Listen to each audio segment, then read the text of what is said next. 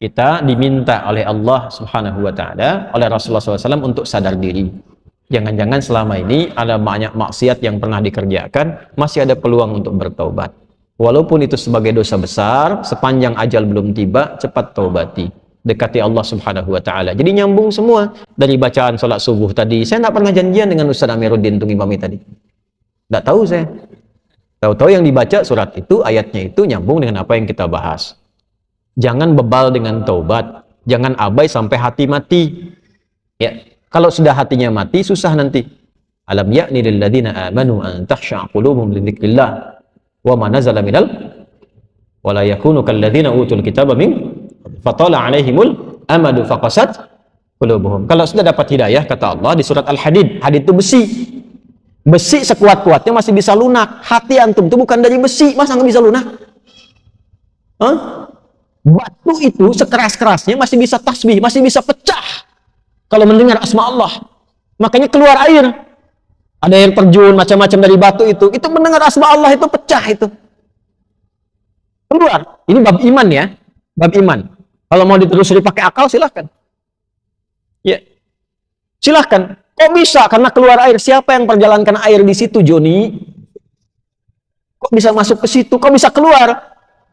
Nah, dibacanya pakai iman, maka turunlah ayat-ayat untuk menyentuh iman. Al-Baqarah ayat 74. Tsumma qasat qulubukum min ba'di dzalika fahiya kal hijarati aw ashaddu qaswa wa inna minal hijarati lama yashaqqu fayakhruju minhul ma wa inna minha lama yatafajjaru minhul anhar. Batu aja yang keras itu kalau mendengar asma Allah bisa pecah, bahkan bisa mengeluarkan air dan bermanfaat.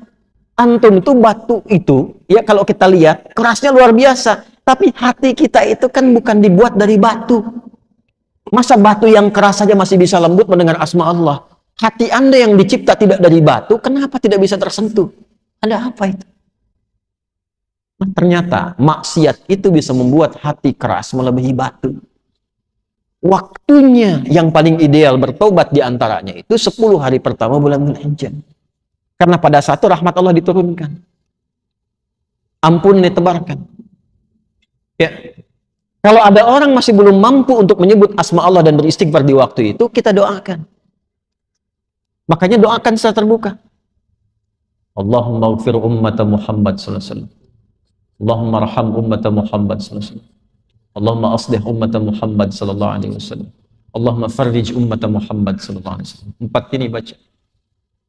Biasakan baca. Insyaallah kalau kita biasakan, itu berpeluang besar mendapatkan syafaat di sisi Allah Subhanahu wa Ta'ala. Syafaat.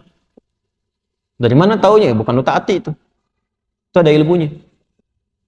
Ada riwayat yang tersambung sampai di bab Yaumul Hisab.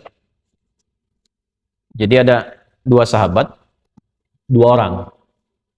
Yang satu menzalimi kawannya. Ya, dolimi gitu sampai dihisab di hari kiamat. Yang satu pengen nuntut pada Allah.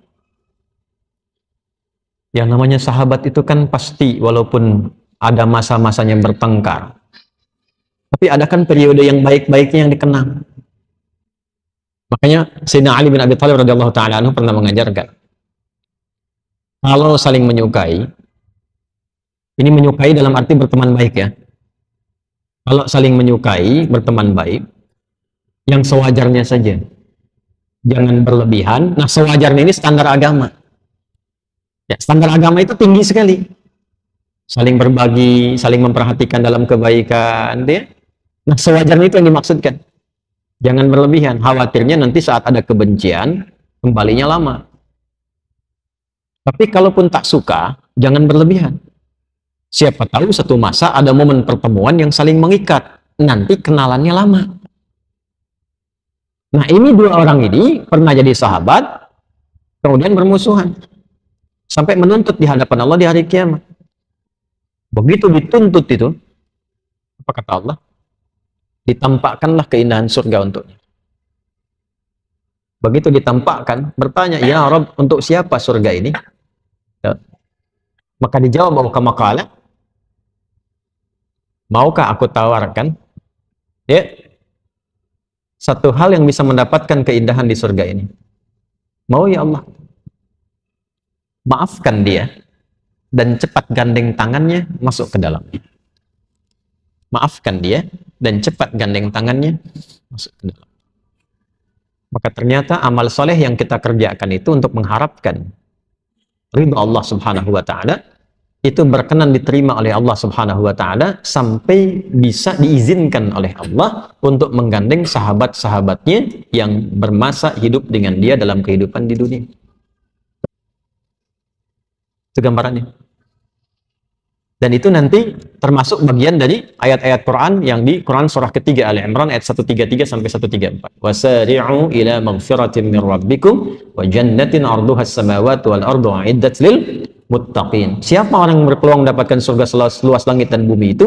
Alladzina yunfiquna fis sarai wal kadhimina ghaidha wal 'afina 'anil nas. Wallahu yuhibbul muhsinin. Karena itu kita mesti melatih hati. Ya, supaya kebaikan itu meluas, jangan pada diri pribadi saja. Kalau mau soleh, bagus, tapi jangan kurangi kesolehan dengan banyak mencela orang, supaya banyak salah keluar juga nanti. Lebih baik kita doakan. Dan kita tidak dituntut untuk hasil dari mereka, yang penting kita ikhtiar. Nah, 4 ini tadi. Allahumma gfir ummata Muhammad. Allahumma gfir ummata Sayyidina Muhammad SAW. Allahumma arham ummata Sayyidina Muhammad SAW. Allahumma aslih ummata Sayyidina Muhammad SAW. Allahumma farrij umat Sayyidina Muhammad SAW. 4 ini biasakan. Ya Allah, mohon ampuni dosa-dosa umatnya Nabi Muhammad SAW. Ya Allah, mohon sayangi umatnya Nabi Muhammad SAW. Ya Allah, mohon perbaiki keburukan-keburukan atau kekurangan umatnya Nabi Muhammad SAW. Yang keempat, ya Allah, mohon bahagiakan umatnya Nabi Muhammad SAW.